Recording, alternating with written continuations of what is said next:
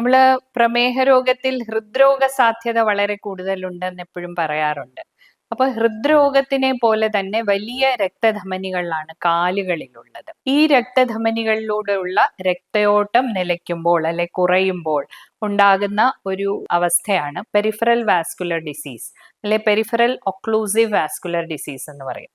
ഹൃദയത്തിന്റെ രക്തധമനികൾ ഉണ്ടാകുന്ന ബ്ലോക്ക് പോലെ തന്നെ കാലിന്റെ രക്തധമനികളിൽ ഉണ്ടാകാറുണ്ട്. അതിന്റെ ആദ്യ ലക്ഷണങ്ങള് ചിലപ്പോൾ രോഗി നടന്നു തുടങ്ങുമ്പോൾ കുറച്ചു ദൂരം നടക്കുമ്പോൾ നമ്മുടെ കാൽ വണ്ണയ്ക്ക് കാഫിന് ഉണ്ടാവുന്ന കടച്ചിൽ അല്ലെങ്കിൽ വേദന അല്പം നിന്ന് കഴിയുമ്പോൾ ആ വേദന മാറുക, പിന്നെയും നടന്നു തുടങ്ങുമ്പോൾ പിന്നെയും ആ വേദന ഉണ്ടാകുക.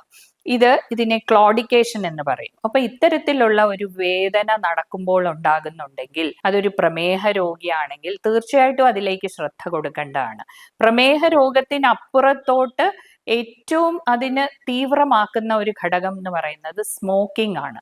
പുകവലിയും പ്രമേഹവും കൂടെ ഉണ്ടെങ്കിൽ കാലിന്റെ ഇത്തരത്തിലെ രക്തഓട്ടത്തിന്റെ വിഷയങ്ങൾ വളരെ ഗുരുതരമാവാൻ സാധ്യതയുണ്ട്. ഇതിന്റെ അടുത്ത പടി എന്ന് പറയുന്നത് കാലിന്റെ രോമങ്ങൾ നഷ്ടപ്പെടുക, കാലില് സാധാരണയായിട്ട് നമുക്ക് അനുഭവപ്പെടേണ്ട ചൂടില്ലാതെ തണുത്ത കാലുകൾ, അതുപോലെ തന്നെ രക്തധമനികളിലേക്ക് ഉള്ള ഓട്ടം രക്തചംക്രമണം തീരെ കുറഞ്ഞു കഴിയുമ്പോൾ നമുക്ക് കാലുകളിൽ കറുപ്പ് നിറം അല്ലെങ്കിൽ ഗാംഗ്രീൻ ഉണ്ടാകാനുള്ള സാധ്യതയുണ്ട്. അതുപോലെ തന്നെ പ്രമേഹ രോഗികളിൽ കാലിൽ വ്രണങ്ങൾ ഉണ്ടാകുമ്പോൾ അവ കരിയാതിരിക്കാനും ഇത്തരത്തിലുള്ള പെരിഫറൽ ഒക്ലൂസീവ് വാസ്കുലർ ഡിസീസ് അല്ലെ കാലിലെ രക്തചംക്രമണ പ്രശ്നങ്ങൾ കാരണമാകാറുണ്ട്. നമുക്കറിയാം, ഇങ്ങനെ ഇത് പ്രോഗ്രസ് ചെയ്ത് കഴിയുമ്പോഴാണ് കാല് മുഴുവനായി കറുത്ത് അത് നമുക്ക് ജീവിപ്പിച്ചെടുക്കാൻ സാധിക്കാതെ അവസാനം കാല് മുറിച്ചു മാറ്റുന്ന ആംപ്യൂട്ടേഷൻ എന്ന വളരെ വിഷമകരമായ ഒരു ശസ്ത്രക്രിയയിലേക്ക് പോകേണ്ടി വരിക.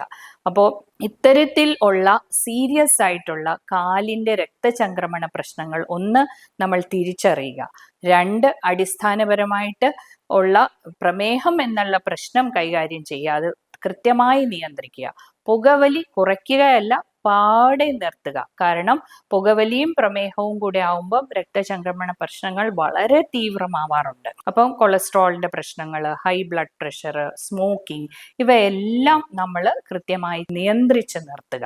അതിനുശേഷം അതുകൊണ്ടാണ് നമ്മൾ പറയാറ്, ചെറിയ ഒരു മുറിവുണ്ടാകുകയും അതിന്റെ ആ മുറിവിന്റെ ഭാഗത്തോ അതിനുശേഷമുള്ള കാലിന്റെ പാദത്തിന്റെ ഭാഗത്തോ വിരലുകൾക്കോ ഒരു കറുപ്പ് ഛായ ഉണ്ടാകുകയാണെങ്കിൽ തീർച്ചയായിട്ടും അത് രക്ത ഓട്ടത്തിന്റെ കുറവാവാം. ഇതിന് ആദ്യഘട്ടങ്ങളിൽ മരുന്നുകളുണ്ട്. അതിനുശേഷം ഹൃദയത്തിന് ചെയ്യുന്ന പോലെ ആൻജിയോപ്ലാസ്റ്റി എന്നുള്ള ചില ഇൻവേസീവ് ആയിട്ടുള്ള അല്ലെ കത്തീറ്റർ കടത്തിവിട്ട് ചെയ്യുന്ന ചില ചികിത്സകളുമുണ്ട്. പക്ഷെ ചില ഘട്ടങ്ങളിൽ ഇതൊന്നും ഫലിക്കാതെ വരുമ്പോൾ ജീവൻ രക്ഷിക്കാനായിട്ട് ചിലപ്പോൾ അംഗവിച്ഛേദന ശസ്ത്രക്രിയ അല്ലെങ്കിൽ ആംപ്യൂട്ടേഷൻ നടത്തേണ്ടതായിട്ട് വരും. അപ്പോൾ ഇത്തരത്തിലുള്ള ഒരു ഗുരുതരമായ ശസ്ത്രക്രിയയിലേക്കും നമ്മുടെ ജീവിതത്തിനെ ആകെ മാറ്റിമറിക്കുന്ന ഇത്തരം ഒരു വലിയ പ്രതിസന്ധിയിലേക്ക് പോകുന്നതിന് മുമ്പ് തന്നെ കാലിന്റെ രക്തചംക്രമണ പ്രശ്നങ്ങൾ നമുക്ക് തിരിച്ചറിയാൻ സാധിക്കും. അതിന് വളരെ സിമ്പിൾ ആയിട്ടുള്ള ആങ്കിൾ ബ്രേക്കിയൽ ഇൻഡെക്സ് അല്ലെങ്കിൽ ഡോപ്ലർ എന്ന് പറയുന്ന പരിശോധനയിലൂടെ നമുക്ക് അത് കണ്ടുപിടിക്കാൻ സാധിക്കും. ഏറ്റവും അടിവരയിട്ട് പറയേണ്ട കാര്യം പ്രമേഹ നിയന്ത്രണം. അതിനോടൊപ്പം തന്നെ പുകവലി ഉണ്ടെങ്കിൽ അത് പാടെ ഒഴിവാക്കുക. ഒരു പരിധി വരെ ഇതിലൂടെ നമുക്ക് കാലിന്റെ ആംപ്യൂട്ടേഷൻസ് അല്ലെങ്കിൽ വിച്ഛേദന ശസ്ത്രക്രിയകൾ ഒഴിവാക്കാൻ സാധിക്കും.